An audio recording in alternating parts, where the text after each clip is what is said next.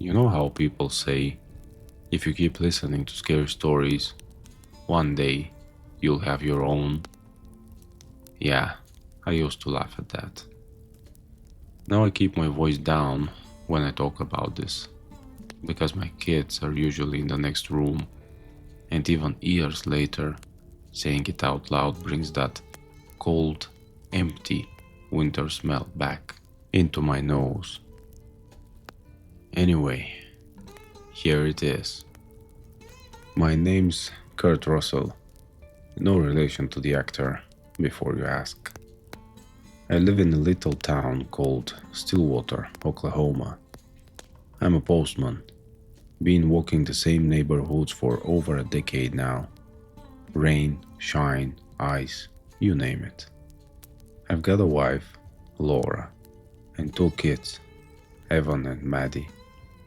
They know Dad brings home weird dog stories and the occasional "your mailbox tried to kill me" anecdotes, but they don't know this one. Laura's heard bits and pieces, not all of it. I don't tell her everything because she already worries too much. Outside of work, I hunt. Nothing crazy. Whitetail in season, hawks if someone's got land with a problem, a little turkey here and there. I grew up with it. My dad taught me both the mailman's rhythm, routes, clocks, patterns, and the woodsman's rhythm, tracks, wind, silence. You learn to notice what should be there and isn't. That's probably the only reason I'm here to tell you this. Now, Oklahoma isn't just flat fields and tornado alleys like TV makes it look. Down in the southeast, near the Kiamichi Mountains and the Ouachita National Forest, it's thick woods, steep ridges, hollows where the sun barely scrapes the ground in winter. Think old, heavy forest. Those are the places hunters talk about in hushed tones. And when hunters talk in hushed tones, you listen. I'd heard the Bigfoot stories growing up. We all did. Honobiases got a whole damn Bigfoot festival every year. Old timers talk about wood apes and the hairy man like it's just another neighbor that doesn't pay taxes. I never took it seriously. I mean, I watched the shows, right?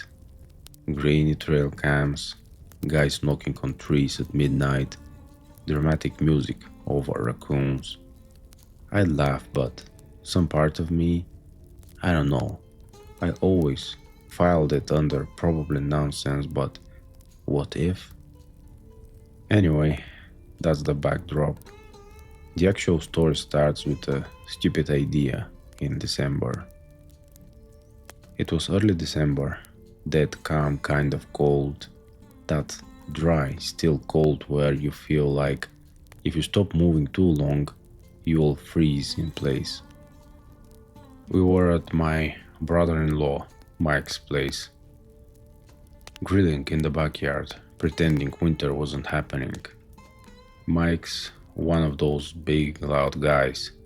He works construction, loves beer more than vegetables, thinks he's bulletproof. Good guy though, he's got my back. With us was my buddy from high school, Jason. He's a mechanic, quiet, steady, one of those guys who can fix anything with duct tape and a socket set. If I was ever stuck on the side of the road at 2 a.m., he'd be my first call. The kids were inside playing video games, and Laura was in the kitchen talking with Mike's wife, Sarah. We were out by the grill. The sky was already going purple. Mike cracks his beer and goes, "Man, we didn't even do a real trip this year. Hunting, camping, nothing. You two getting cold or what?" I shrugged. Season's almost up, been busy. Routes were crazy with all the packages. and Laura had me doing house stuff every weekend. Jason flipped a steak. I could still go. Boss owes me days. That's how it started. Lazy talk over smoke and cold beer. Mike says, we should hit the mountains. Really get out. No phones, no kids, just us. One last trip before Christmas madness. I laughed. In December? You know it gets cold up there, right? He smirked. Does the big bad postman scared of little cold? I started to answer with some smart-ass line, but Jason cut in. I've got my old winter tent, couple of propane heaters. We could make it work. 2 nights tops. We talked logistics, days off, gear, food, and then Mike said the thing that should have been enough to make me cancel right there. We could go down near Honobia, Kiamichi area. You know, Bigfoot country. He grinned. Maybe we'll see the big guy. I rolled my eyes. Yeah, sure. Maybe he'll help us start the fire. But in the back of my mind, those old camp stories whispering from years ago, they shifted. The ones from my dad's buddies, from the grizzled hunters at the gas station before dawn. There's something in those woods that isn't a bear. Big as a pickup door, quiet as smoke. You hear 3 knocks? Don't knock back. I'd heard them all, laughed at most, remembered all. And still, like an idiot, I said, "Oh right, I'm in." We told our wives it'd be 2 nights back by Sunday evening. Laura fussed like always. It's December, Kurt, and the kids' Christmas program is next week. Don't go breaking your leg in a canyon, okay? I kissed her and promised to be careful, because that's what you say. You promise like you have any control over what's coming. We loaded my old F-150 Friday morning. We tossed in 2 tents, Jason's big 4-man and my smaller backup, 3 sleeping bags rated for cold, plus extra blankets, propane camp heater, Coleman stove, cooler, food, headlamps, flashlights, lanterns, a small splitting axe, knives, my 30-06 deer rifle, Jason's 308, and Mike's 12 gauge, a couple boxes of ammo each. Nothing crazy, just what you bring when you're more worried about wild hogs than fairy tales. As we drove southeast, the land started to change. Fields gave way to hills, hills to ridges, pines and oaks pressed closer to the roadside. The sky stayed this pale, washed-out winter blue, and the air felt still. Too still. We stopped at a little gas station where the coffee tastes like regret, and the shelves all smell faintly of rubber and beef jerky. They had a cork board with old flyers, lost dogs, a church bake sale, a handwritten note about firewood for sale. Someone had pinned a faded flyer for the Honobia Bigfoot Festival and Conference. Big cartoon foot, goofy grin, dates and times. Mike snorted. There's your boy, Kurt. The guy at the register watched us while we paid. He was in the 50s, maybe older. Weathered face, camo hat, permanently welded to his head. You boys camping or hunting? He asked. Hunting, I said. South of Honobia, couple nights. He nodded slow, looking us over like he was measuring something. You brought warm gear? Yeah, Jason said. We're good. The guy hesitated, then said, You staying in the open or you got a cabin? Tents, Mike said proudly. We're not soft. That made the man frown. "Just keep your fire big," he muttered, "and don't go wondering if you hear anything weird. Sound carries strange up there." It was the way he said weird that stuck with me, like he wasn't talking about coyotes. Back in the truck, Mike laughed. "Bet he's got a Bigfoot costume in his closet. Scares tourists for fun." "Yeah," I said, but my eyes drifted back to the tree line. The farther we drove, the more the forest seemed to swallow the road. The sky narrowed to a strip. The GPS cut out somewhere around the third unmarked turn. Jason was navigating by a paper map and a scribbled set of directions he'd gotten off some hunting forum. "We'll set up near a little creek," he said. "Should be quiet. Hardly anyone goes back that far this time of year." Of course they didn't. We reached the spot mid-afternoon. The road was basically two ruts and wishes for the last mile, branches whispering against the sides of the truck. The place itself was, honestly, beautiful. A small clearing ringed by tall pines and bare oaks, a narrow creek off to one side, just wide enough to trickle over rocks with that constant soft sound. The ground was mostly level, carpeted in old needles and dead leaves. No trash, no beer cans, no spent shells. Just quiet. You ever been somewhere and had the first thought of, "We're not alone, even when you can't see anyone"? That hit me before we even opened the doors. It was nothing specific, just a tension in the air, like the woods were holding their breath. Jason climbed out and stretched. "This will do." Mike clapped his hands. "Hell yeah. All right. Let's be mountain man." We unloaded, set up the big tent for the three of us, and got a fire pit ready. I walked the perimeter out of habit, boots crunching frost where the shadows clung longer.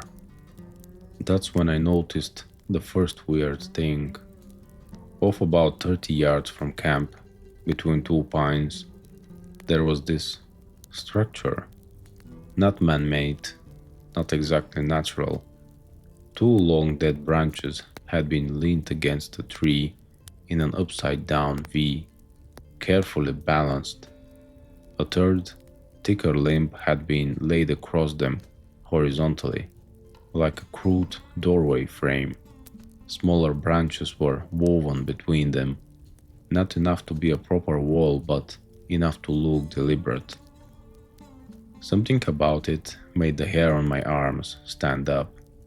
"Mike," I called, "you see this?" He tromped over, hands in pockets, breath puffing in the cold air. Looked it over, shrugged. "Wind probably knocked them down like that." "Wind doesn't weave branches," I said. Jason joined us, squinting. "Could have been some kids or another camp, bushcraft practice." "Maybe, but there were no boot prints, no trash, no marks of recent human traffic. Just layered leaves, churned here and there by animal hooves." I swallowed. "We'll leave it alone." Mike smirked. "What, you think it's Bigfoot's IKEA project?" "Just leave it," I said. "No reason to mess with it." He rolled his eyes but didn't argue. That alone says something. Mike loves to poke at anything that gets under my skin. He went back, gathered wood, got a good fire going before sunset. The calm weather held. No wind, no clouds, just a pale winter sky fading slowly into gray. As night came, the temperature sank. My breath came in thicker plumes. The forest sounds faded until it felt like someone had turned the volume knob of the world down to a low hum. We ate canned chili heated in the pot, talked about old high school stories, work gripes, the usual. The fire crackled, sparks snapping up into the darkness. Around 9, the conversation drifted, where it always does when you're in the woods. "All right," Mike said, leaning back against a log. "Out of all the crap people see out here, Bigfoot, little lights, goatmen, whatever, which one do you actually think might be real?" Jason snorted. "Dude, none of them." I poked the fire with a stick. "I don't know." "You've heard the stories," Mike said. "Your dad used to tell some, right?" I nodded. Guy he hunted with swore he saw something on a ridge. Tall, hairy, walked like a man, wouldn't shut up about it. "And you don't believe that?" Mike pressed. I sighed. "Here's what I think. The woods are big, people are dumb, and fear makes everything look 10 feet taller." Jason raised his can. "To that." We laughed, but whatever humor was there felt thin, forced. Later we crawled into the tent, the fire banked low, embers glowing like a wound in the dark. Jason fell asleep first. Quiet. Mike snorted almost immediately. Me? I lay there, staring at the nylon, listening to the creak and the crackle, waiting for nothing. Instead, I got something. It was sometime after midnight when I woke up. I didn't know why, just snapped awake like someone had yanked me out of a dream. Everything was quiet. The fire outside had gone low, just a dim reddish glow seeping through the tent wall. My first thought? Coyote. I listened. Nothing. Then, knock. 3 solid, hollow thumps. Not close, not right outside maybe. 50 yards? Hard to tell in the dark, but it sounded like someone hit a tree trunk with a baseball bat. Deep, resonant, almost like it vibrated in my chest. I lay there, holding my breath. After a few seconds, from further off, maybe up the hollow, came another set. Knock, knock, knock. My rational brain immediately started making a list. Could be branches falling, could be ice cracking, though it wasn't that cold. Could be some weird echo from the creek. But another part of my brain, the part that had spent years listening to old men at deer camps, supplied different thought. Wood knocks. A way they say those things talk to each other, communicate, warn. My mouth went dry. Beside me, Jason shifted but didn't wake. Mike snorted on, oblivious. Then came the sound that tore straight through every excuse my rational brain tried to line up. A long, steady, rising whistle. Not like a bird, not like a human trying to be cute. It started low, climbed in pitch, then dropped off abruptly. It echoed through the trees with too much strength for a small throat. From the other side of camp, something whistled back. Slightly different tone, but same pattern. I could feel my heart beating in my neck. I reached down, painfully slow, hand brushing the cold metal of the rifle laying next to my sleeping bag. Just feeling it there made me breathe a little easier. The knocks started again, this time closer. Knock, knock, knock. Same count, same rhythm, repeated, answered. It wasn't random. Whatever it wasn't random. Finally, I whispered, "Mike." He snorted, half-rolled. "What? You hear that?" He froze, listening. We both heard it then. Heavy, deliberate footfalls. Not an animal, scampering. Weight, mass, moving just beyond the edge of the firelight outside. Thud, crunch, thud. Something stepped on a fallen branch and snapped it like a pencil. Jason jerked awake. "What the hell?" I put a finger to my lips. Shh. The three of us stayed perfectly still, breathing shallow, ears straining through the nylon wall. The steps circled, slow, left side to the tent, back, right, behind us. Not rushing, not curious in that erratic way deer and hogs can be. This was patient, close enough now that I could hear faint breathing, not loud like a horse, just a low, slow exhale, like something enormous trying not to pant.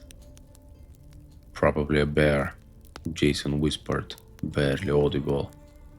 My skin crawled. "Bears don't whistle," I whispered back. There was a pause in the movements, then, to our left, maybe 20 yards out, knock, knock, knock. Closer, much closer. Whatever was on the other side of our tent shifted its weight. I heard a faint brush of something against the fabric, a shadow of a touch, like a palm dragging lightly across it from outside.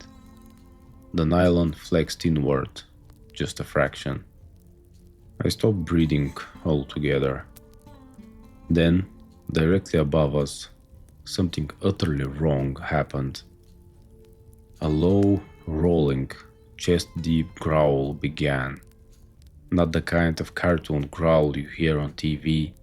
This was more like a low engine rumble, layered with something almost human. It vibrated through the ground, through my ribs, through the air in my lungs. It lasted maybe 3 seconds, then stopped. The footfalls moved away. One step, two, another set replied from farther off with a whistle and a soft crack like stone hitting wood.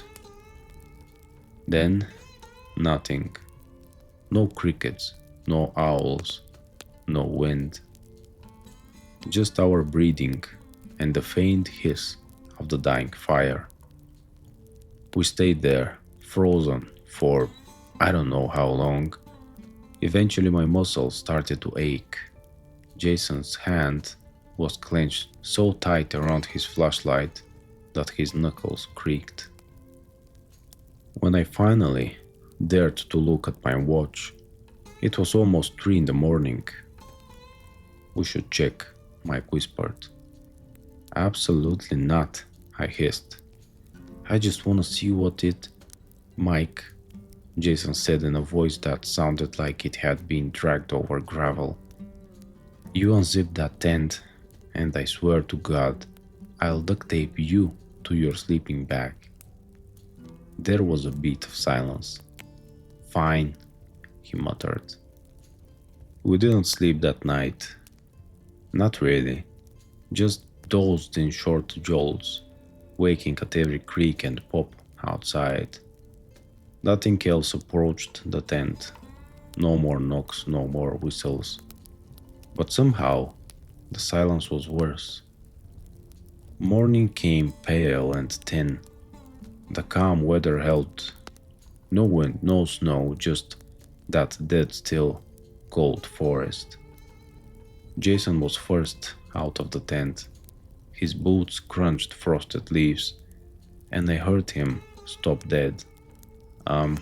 Guys," he called, voice tight. You need to see this. We climbed out, stretching stiff limbs, blinking in the weak daylight. And there they were, tracks, big ones. They circled the tent like a slow orbit, then moved off into the trees. Each print was a large, elongated barefoot shape, sunk into the leaf, litter and frozen earth, deeper than any of ours. You could see where toes had pressed down, not claws, toes. I crouched, heart pounding. Jesus, Mike breathed. What the? He put his boot next to one. He's a size 12. The print was a good 6 inches longer. Could be some prank? Jason said, too fast. Like those wooden Bigfoot feet. Stampers? Where are the edges? I asked quietly. He frowned. What? I traced the outline. Look, no sharp lines, like a wooden block would leave. The pressure's uneven. Heel dug in more here, toes here. Something heavy did this. Jason swallowed, face pale. Maybe he frowned a laugh that died quick.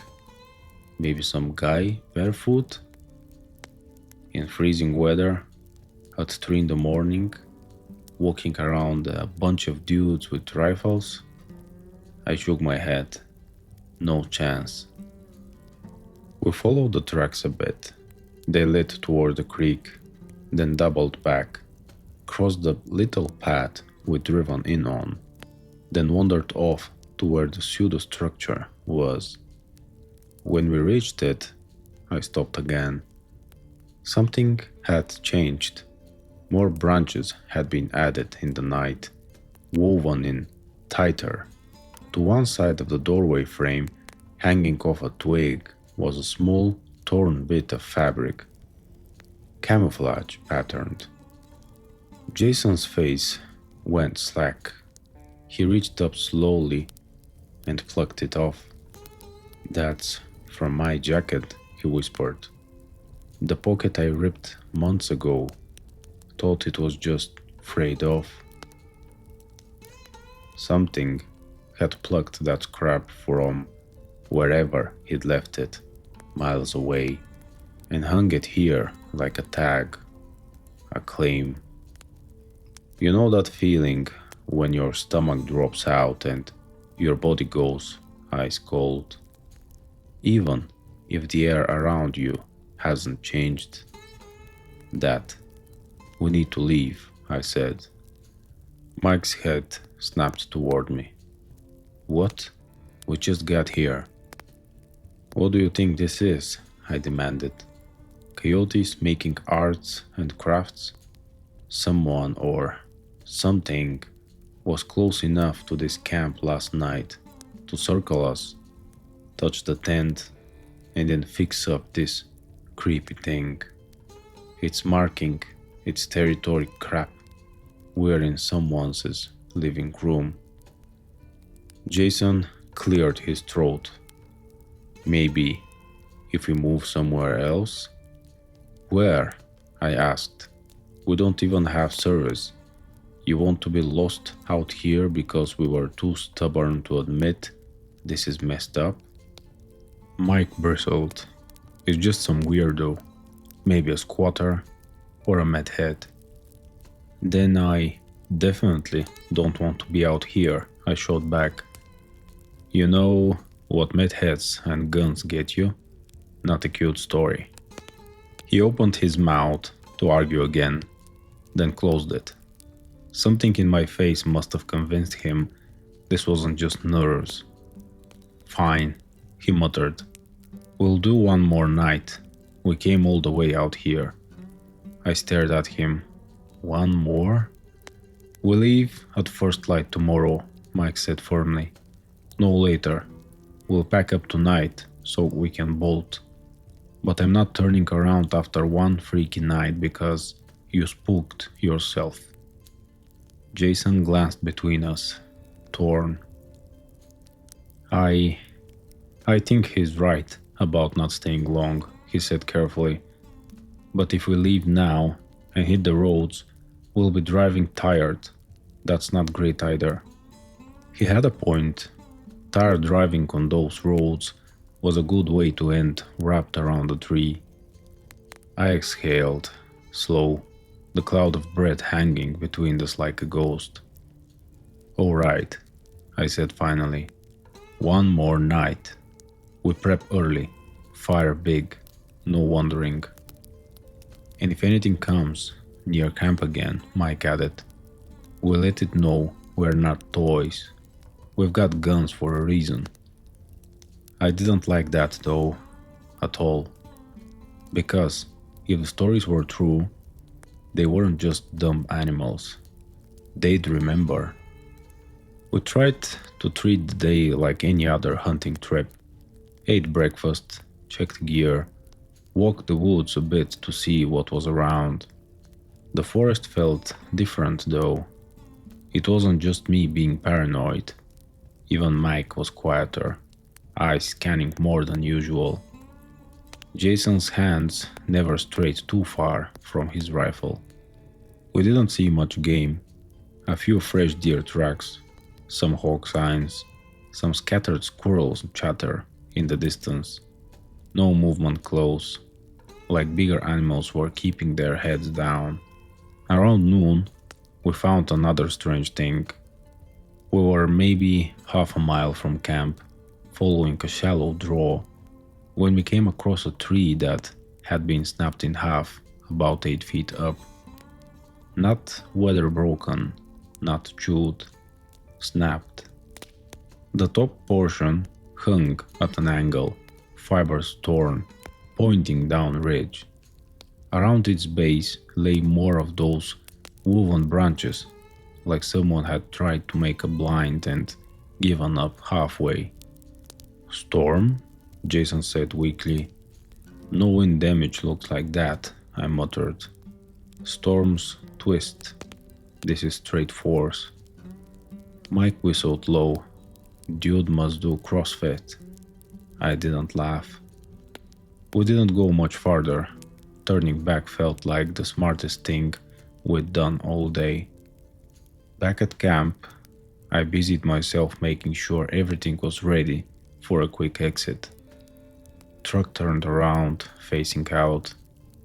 Gear staged so we could throw it in fast.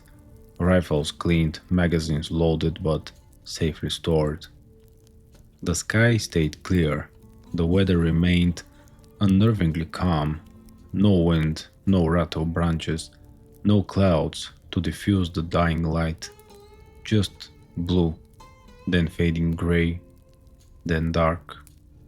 As the sun dipped, that feeling of being watched grew heavier. Firelight doesn't reach as far as you think. It makes this little safe bubble, and beyond that is just black. When you know something huge walked just outside that bubble last night, your mind fills every shadow with it. We sat closer together after sundown. Even Mike wasn't cracking jokes. Around 8, I said, we should bank the fire higher, keep it bright. They, animals, don't like bright light. Jason tossed another log on. They, you know what I mean. Mike took a pull from his flask. Hey, if Bigfoot wants a s'more, he can ask like everybody else. Could you not invite it? I snapped. He held up his hands. Relax, man. Humor is how I cope. We talked some to keep the silence from getting too loud. About the kids, about work, about Christmas shopping, normal stuff. It almost worked for a while. Then, around 10, the Forrest decided to remind us where we were. It started with rocks, small ones at first, just little ticks in the leaves at the edges of the firelight, like acorns dropping. I ignored it. I wanted to ignore it. Then a larger one sailed out of the darkness and landed with a thunk just past the fire pit. We all flinched. Jason swept his flashlight toward the trees. The beam cut through smoke and darkness, catching only the pale trunks and emptiness. Probably kids, Mike said, but even he didn't sound convinced. Kids from where, Mike? Jason hissed. We're 20 minutes off the main road in the middle of nowhere. Another rock. This one went wider, clipped the side of the tent with a dull thud. All right, Mike said, standing, grabbing his shotgun. Enough of that. Sit down, I snapped. If you go stomping off into the dark, you're just asking to walk into something. He glared at me, but he didn't move forward. We stood there by the fire, 3 grown men with guns, looking like the world's most nervous boy band. The sounds stopped for a minute. The forest seemed to listen with us. Then came that damn whistle again. Closer. From our left this time, long rising, then cut off. From the right, another whistle answered, slightly higher pitch. Then, from somewhere up the slope behind us, the faintest echo of a third. Not coyotes, not owls. Communication. Jason's voice trembled. They are triangulating us. I checked the action on my rifle, mostly to give my hands something to do. Stay close to the fire, I said. If anything steps into the light and doesn't stop when we shout, we fire warning shots. Last thing we need is something big move just beyond the firelight behind the tent. You didn't see it so much as feel it. A shift in the darkness, a faint suggestion of a hulking outline, the crack of a branch under a lot of weight. Hey, Mike bellowed, lifting the shotgun. Knock it off. You're not funny. He didn't respond. He just took another step. Close enough now that I could see the vague impression of height above the tent. Too tall for a person, too broad across the shoulders. The firelight flickered over what might have been thick hair, dull and matted. I raised the rifle, but didn't aim it directly at it yet. Back off, I shouted. Get out of here. For a second, nothing happened. Then, it stepped forward, just enough for the light to catch a slice of it. You know, when your brain just kind of rejects what your eyes are telling it. That. What I saw, in flashes because my hands were shaking and the fire was spitting and everything felt unreal, was a massive, thick torso covered in dark, tangled hair. An arm that hung almost to its knee, corded with muscle, ending in a hand. Not a paw, fur over skin, but fingers, long, heavy. The head was higher, just outside the brightest part of the light. A hint of a brow ridge, something glinted where the eyes should be. Every horror show I'd ever laughed at slammed into my mind all at once. Bigfoot, but not some cuddly, shy forest giant. This thing radiated power, like if it wanted to, it could step fully into camp, grab one of us, and just end the conversation. Holy, Jason started, voice breaking. That's when it emitted this deep, barking roar. Not lion, not bear, not anything I'd heard in all my time in the woods. It was layered, almost like two sounds at once, overlapping. Every instinct screamed, "Run." Instead, Mike did what Mike does. He fired. Not at it, thank God. He shot a warning blast over its head into the treetops. The shotgun thunder cracked through the night, echoing off the ridges. For a split second, the creature flinched backward, arm coming up in front of its face like it was surprised. Behind it, in the black, I heard other movements. Something big shifting away, something else crashing off to the right. We were not dealing with one of them. The one at the ridge of the firelight lowered its arm slowly. It stared at us. At least, that's what it felt like. I couldn't see its eyes clearly, but I could feel that focus, that attention. It took a step back into the dark. For a moment, I thought that was it, that we'd scared it enough to make it think twice. Then it made a sound that turned my bones into ice water, a kind of rough, ragged, breathing noise that almost sounded like broken laughter. You know that weird, hitching laugh someone does when they're mocking you? It was like that, but wrong. Like a person pretending to be an animal, pretending to be a person. I realized my teeth were chattering and not from the cold. "Back to the truck," I whispered. "Now. Move slowly. Don't turn your back." We started edging that way, keeping the fire between us and whatever was out there. I could hear more movement in the trees, more than one set of heavy steps, matching our retreat, circling. We reached the truck. The tents were between us and the fire, casting long shadows. "Get in," I said. "We're leaving now. I don't care if it's dark."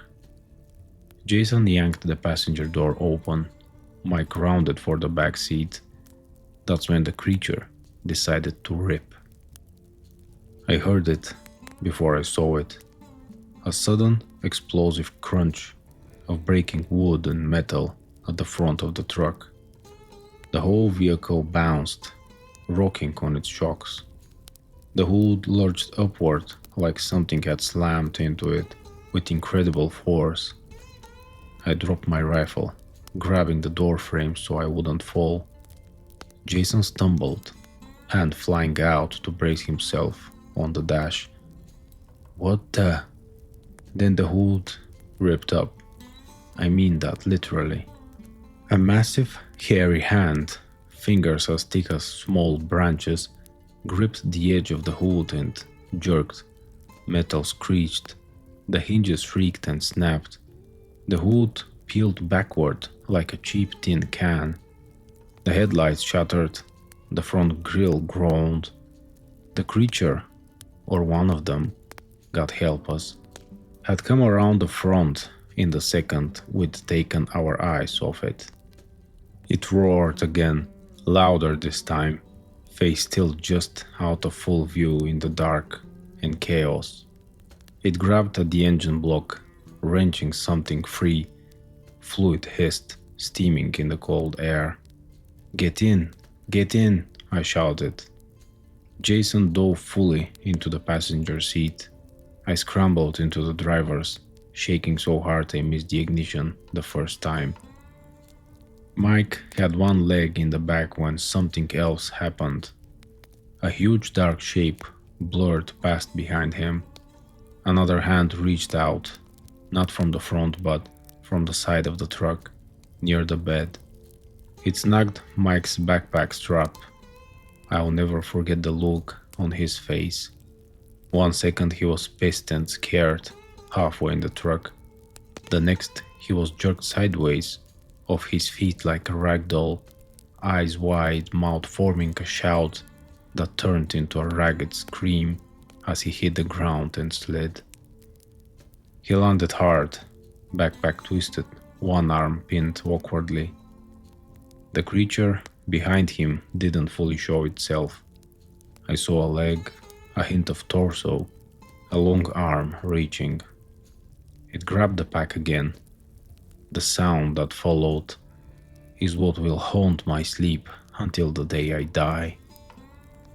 The rip wasn't just the tearing of fabric. It was straps snapping, seams bursting, buckles flying. It was the sound of raw power applied without effort. The backpack tore clean in half. Canvas, zippers, gear, all shredded like tissue paper. Half remained under Mike, the other half vanished into the darkness with the creature. If that had been him instead of the pack... He screamed again, clutching his shoulder. I didn't see blood yet, but the angle was wrong, dislocated at least. "Kurt!" Jason yelled. "Go!" My brain snapped back into gear. I twisted the key, praying the truck would still run after whatever the thing had done to the engine. By some miracle, or maybe just the stubbornness of old American steel, the engine coughed, sputtered and caught. Warning lights lit up the dash like a Christmas tree. I didn't care. If I had to run this thing until it melted, I would. "Mike, move!" I screamed. He scrambled, pushing himself up with his good arm, half crawling, half running for the back door. The fire's light flickered behind him, making his shadow jump. Something huge shifted in the dark to his left, just beyond the last orange edge of the flames. I saw another arm reaching, long, dark, fingers spread. It grabbed at his frayed jacket, catching the very edge. Fabric tore, his feet kicked, scrambling. I jammed the truck into gear and stomped the gas. The wheels spun for a second on leaves and frost. Then they bit. The truck lurched forward, yanking Mike half into the back seat. He screamed again as his bad shoulder smashed into the interior. For a terrible moment, I felt resistance, like something was holding the truck back by the torn scrap of jacket. Then there was another loud rip, and we broke free. I didn't look back fully. I saw enough in the mirrors and flashes. Tall shapes in the firelight and shadows. More than one. Arms raised, stepping back from the sudden movement. Eyes reflecting like distant coals. One of them let out a frustrated, bellowing roar that rattled the glass. Then we were beyond the fire, beyond the tents, bouncing down the rutted path we'd come in on. "Are they following? Are they following?" Jason babbled, twisting to look out the back window. "I don't know," I shouted. "Mike, you alive?" His voice came out strained, tight with pain. "Shoulders screwed. Think it's out. Oh God." "Stay with us," I said. "We're getting out of here." Branches slapped the sides of the truck like angry hands as we plowed down the path. The headlights were gone, but the high beams still kind of worked, flickering weakly. The engine made a horrible, grinding noise, but it moved. The path twisted through the trees. The forest on either side felt like it was leaning in. Every dark gap looked like something was about to step out. We hit a rut and bounced hard enough to slam my teeth together. The steering wheel jerked. I wrestled it back under control. Ahead, the path curved around a stand of thick pines. I took it too fast, but didn't care. My only job was not to stop. Which is why I swore out loud when we came around the bend and saw the roadblock. It wasn't there when we'd come in. I know that for a fact. A tree, young but thick enough, had been pushed across the path. Not cut, not broken by storm, uprooted. Its root ball stood up on one side, torn from the earth, dirt still clinging in chunks. It lay diagonally, branches tangled with another smaller tree that had been shoved over on top of it. There was just enough open ground on either side to make me think about trying to go around. Just enough low brush and hidden rocks to tell me that was a very bad idea. Go around, Jason shouted. We'll get stuck, I snapped. You wanna stop? No. I slammed the brakes. The truck skidded, tires sliding on leaves and frozen mud. We came to a shuddering halt, maybe 15 feet from the fallen tree. For half a second, there was silence inside the cab. We all just sat there, hearts hammering, ears buzzing. Then, from behind us, down the path, and from off to the left, I heard them. Footsteps, heavy more than one set, the unmistakable sound of something big moving through the woods fast, breaking branches like they were twigs. They'd herded us, driven us right where they wanted. We're getting out. We're going on foot, I said. Decision slamming into place like a door. Take only what you can carry and still run. Leave the rest. Mike, can you move? He gritted his teeth, sweat beading on his forehead despite the cold. I can move, don't know how fast.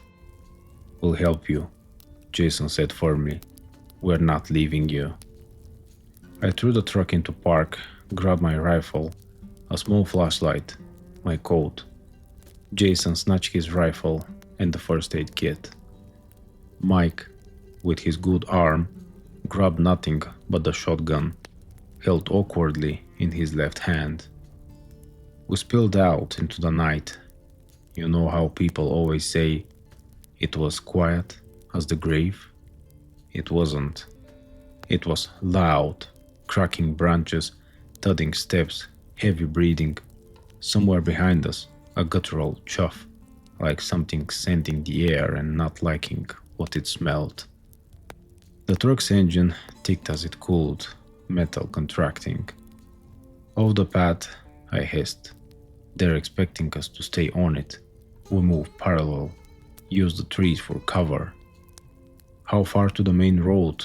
Jason gasped. Couple miles, I said. Maybe more. We'll cut toward where the terrain drops. Road runs along the lower ridge. Which way is that? I pointed. That way. He didn't argue. We moved. Not a full run. We couldn't. Not safely in that dark, uneven ground. But a fast, stumbling hurry. Weaving between trees and around rocks, ducking low branches. Mike's breathing got rough quick. His bad arm hung uselessly, hand bouncing against his hip. Every few steps he winced like someone had jammed a knife into his shoulder. From behind us, the sounds grew louder. At one point, I glanced back and saw movement. Tall, dark figures slipping between trees. Too fast, too silent for their size. They weren't crashing like bears. They were choosing when to make noise, playing with us. I realized my hands were shaking so hard, the flashlight beam jittered. I forced myself to slow my breathing. Panic would get us dead faster than they would. Stay close, I said. If one of them gets too close, we fire. Aim to scare, not kill. I don't know what happens if we drop one, but I don't think the others will send us a fruit basket. We pushed on, feet slipping in old leaves. breath puffing white in front of us. Again, those whistles. One from behind, closer now, one from left, one from somewhere ahead, muted, like someone at the bottom of a well. We were surrounded. Left, I barked. Angle left, get them on one side. We shifted direction, stumbling through thicker underbrush. Thorny branches snatched at our clothes. Something large moved parallel to us, just out of sight. Every time my light swung that way, I saw only the hint of fur, the vertical line of a leg, the glint of an eye reflecting back.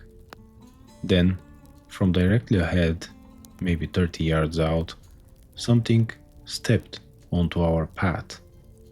It was the first time I saw one fully enough that my brain couldn't pretend it was anything else.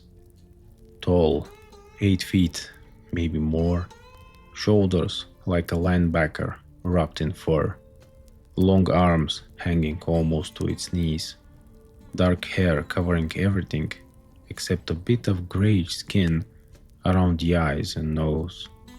The head wasn't like a monkey's or gorilla's.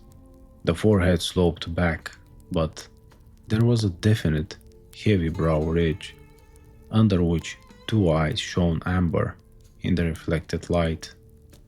They were intelligent, measuring us, completely unafraid. Its chest rose and fell slowly, breath steaming in the cold air like smoke. It stood with one arm resting casually against a tree, fingers curling around the trunk with an ease that made the tree look fragile. "Holy," Jason whispered, voice breaking. "Back," I said, slowly. We took a step. He took one too. Not closer, just matching us, keeping the distance.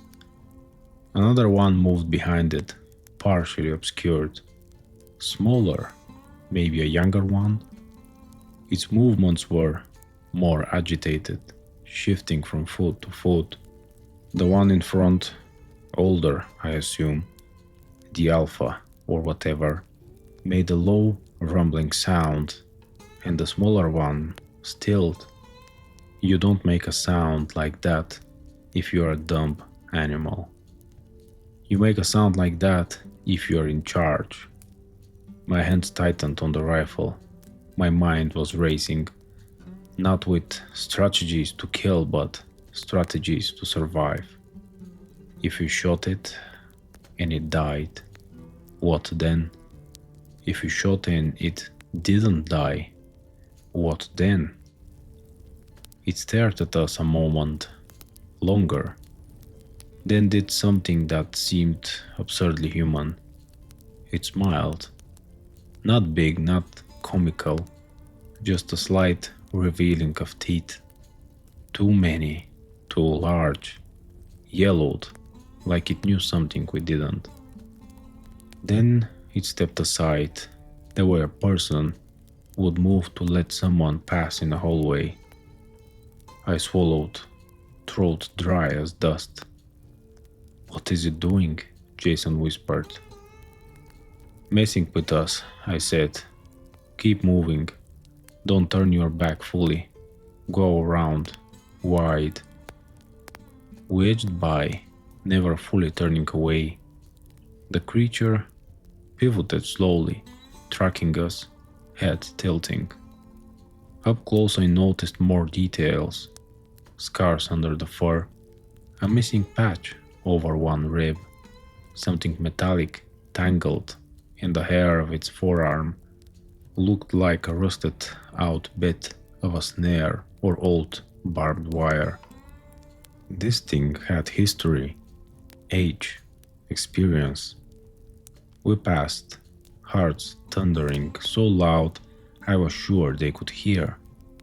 Every step felt like walking on a frozen lake you knew was cracked. When we were about 10 yards past, it made that almost laugh again, rough, sharp. Then it barked a short, harsh-sounding call into the woods. Ahead of us, to the right, something big thudded away, as if obeying. It had told them to let us go, or to move, or to reposition. We didn't wait to interpret. We moved. The ground started sloping downward after what felt like an hour, but was probably 10 minutes. My legs burned. My chest felt like it was lined with sandpaper. Roads gotta be close, I panted. Has to be. I can't. Mike gasped, stumbling. His bad shoulder hung at a sick angle. His face looked grey in the flashlight beam. Guys, I can't keep this pace. Jason immediately took his good side, sliding the shotgun over his own shoulder, letting Mike lean harder. I've got you, he said. Just a bit more. You're not quitting on me. Not now. Behind us, the footsteps had grown fainter, but they were still there. I could feel them more than hear them sometimes, like the ground itself was reporting their presence. Then, through the trees ahead, I saw it, a line of darker darkness, horizontal instead of vertical, open space beyond. The road. I could have cried. We broke through the last line of trees like a bursting dam, stumbling out onto the rough gravel shoulder. A narrow ribbon of cracked asphalt ran left-right, empty and silent. I didn't stop moving until we were across it and onto the opposite side, not wanting to be framed perfectly in the headlights of anything that might come around the corner. We collapsed behind a low rock outcropping, gasping, legs trembling. I risked a glance back toward the tree line we'd just emerged from. Nothing. No towering shapes, no glowing eyes, just a solid wall of black trunks and branches. We sat there listening. No more knocks, no whistles, no footsteps crashing through. They'd chased us to the edge of their territory. That's what it felt like. Then stopped. Jason let out a shaky half laugh, half sob. We made it. Jesus. Mike leaned his head back against the rock, eyes squeezed shut, jaw clenched. Shoulder, I reminded myself. I pulled the first aid kit over, grabbed a sling, some painkillers. I've seen a dislocated shoulder once before. Kid on my route fell off his skateboard. This looked similar, out of socket, muscles spasming. This is gonna suck, I said, but we need to get it back in. He nodded pale. Just do it. We worked as fast as we could. Jason held him steady. I guided the joint with hands that wouldn't stop shaking. There was a moment of resistance, then a dull, wet pop as it slid back in. Mike screamed through his teeth, then sagged, sweat trickling down his temples. After, I slung his arm, tied it off. Gave him pills with a sip from my canteen. We sat there in the cold silence of that empty road, three grown men who suddenly felt very small. Now what? Jason asked, voice rough. We walk, I said. Find a house, a gas station, anything. We're not going back for the truck. It's done. What are we gonna tell people? Mike asked thickly. Some gorilla family tore my shoulder out and ripped your hood off? I stared at the woods. We'll say we ran into something big, I said slowly. A bear? Get your shoulder checked. File an insurance claim. Truck got wrecked in the woods. People will call us idiots, not liars. And the real story, Jason said. I met his eyes. We keep it to people we trust, I said. People who ask and actually want the truth. Like you. We started walking. Eventually, probably an hour later, long enough that my toes went numb and my back ached, we saw headlights in the distance. I stepped to the edge of the road and waved my flashlight, arms up. The vehicle slowed, cautious, then pulled alongside us. Old farmer in a beat-up Chevy, wrinkled face, bright eyes.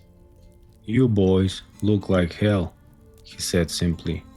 Truck breakdown? Something like that, I said. He studied us for a second. Mike's sling, our rifles, the mud and leaves, and panic still probably lingering on our faces. Then he nodded. Get in the back, he said. I'll take you to town. We climbed into the bed, huddled against the cab as the truck rumbled off. I watched the tree line slide by in the darkness. Just before we rounded a bend that took us out of sight of the stretch of forest we'd come from, I saw something. A tall shape, half hidden behind the tree, standing just back from the edge of the woods, arms at his sides, head tilted slightly, watching us go. As the truck turned and it vanished from view, I swear, to this day, I heard faint on the cold air 3 distant hollow knocks. Knock, knock, knock. Like a punctuation mark. Doctors set Mike's shoulder properly. Ligaments were sprained but no tear. They wrapped him up, doped him up, told him to take it easy. We told the hospital staff what we had agreed on. We'd been camping, a bear had come near camp. We panicked, rushed packing, tried to leave. The truck hit a down tree. We bailed out, running in the dark. In the chaos, Mike fell badly, dislocating his shoulder.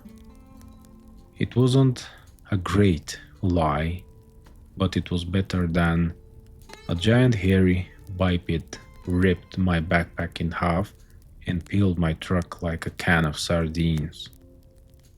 The ranger we eventually had to talk to about the abandoned vehicle frowned at our story but didn't push too hard. You boys know better than to go out there in winter without telling anybody exactly where you're headed, he said sharply. You're lucky it was just a shoulder. I nodded, staring at my boots. Yes, sir. He hesitated, then, you see anything weird out there? It was the way he said weird, same as the gas station guy, same as all the old timers at camp. I met his eyes. We heard some strange calls, I said. Didn't stick around to investigate. He studied me for a few seconds that felt like an hour. Then he nodded slowly. This time of year, he said, it's mostly hogs and coyotes, but sometimes sound does funny things, plays tricks on you. You boys stay out of those hollows for a while. Yes, sir, I said again. That was the end of it officially. At home, Laura hugged me so hard I thought she'd crack a rib. The kids wrapped themselves around my legs. You look exhausted, she said. What happened? Long story, I said, kissing her forehead. Short version? We're idiots and we pushed our luck in the woods. We're okay. That's what matters. Later, when the kids were asleep and the house was quiet, she pressed again. I gave her more details. Not all. Enough that you would understand I wasn't going back out there for a while. She frowned. "You're not joking about this," she said slowly. "No," I said, "I'm not." She shivered, rubbing her arms. "Promise me you'll tell Evan and Maddie that some places aren't worth going. They're gonna grow up hearing these stories. I don't want them chasing them." "I will," I said. "I promise." Nights are different now. When I walk my route and pass that one house with a stand of tall trees in the backyard, I feel watched, even though I know that's just my own brain replaying things. The sound of someone dropping lumber at a construction site makes me flinch, because for half a second it sounds like a wood knock. And sometimes, late, when the house is sleeping and I'm alone with my thoughts, I think about that moment in the woods when the big one stepped aside to let us pass. If it had wanted us dead, we'd be dead, simple as that.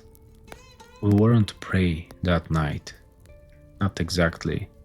We were entertainment, intruders, a problem to be solved without too much trouble. The rip of the hood, the rip of the backpack, those were warnings more than attempts to kill, demonstrations of what it could do. This is how easily I could rip you. If the lore is even half true, they've been out there a long time, watching, learning, mocking us from just beyond the firelight. And I keep thinking about that last thing, the one that bothers me more than the growls, the whistles, the power. That almost laugh. Like something that didn't just see us as animals or threats, but as idiots. Three noisy humans who stumbled into their living room, knocked on the walls, waved guns around, and then panicked when the homeowners pushed back. So when people ask me nowadays, usually at cookouts, when the beer is flowing and the sky is dark, "Hey Kurt, you hunt a lot? You ever see anything weird out there?" I look at my kids, I look at my wife and say, "Yeah, once." Then I tell the version you just heard, more or less. You can choose not to believe me, honestly. I hope a part of you doesn't. It's easier that way. But if you ever find yourself camping in the southeastern Oklahoma woods in winter, and the night is calm, and the firelight feels too small, and you hear three hollow knocks echoing through the trees, please do me a favor. Don't knock back. And if something big steps just outside the circle of your fire and starts ripping things apart to show you how strong it is, don't stand your ground like an idiot with something to prove. Do what we did, but sooner. Get out. Because some mail, my friend, is better left undelivered. And some things watching from the dark, they don't want to be found.